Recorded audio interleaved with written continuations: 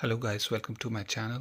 In this short and very precise video, I will tell you how you can change the password of your Windows in any laptop which is using on Windows. It could be Dell, HP, Acer or any other laptop. So without wasting time, let's start it.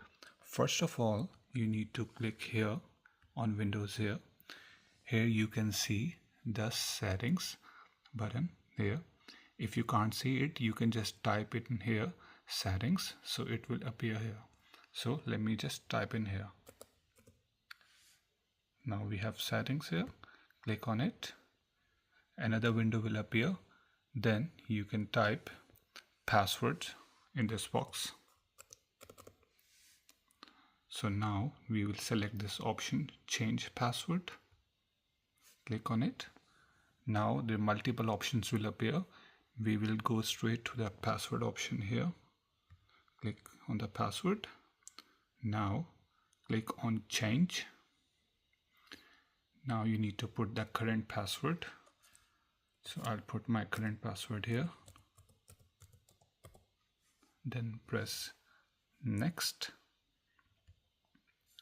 Now it's asking me to put the new password.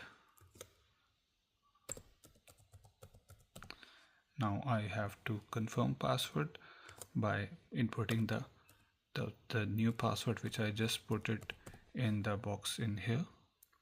Now if you forgot the password, you need to put the hint which will remind you what the password you have selected, just for your ease. Once you are done, now go to the bottom and press this next button and press finish, and all done. Isn't it easy?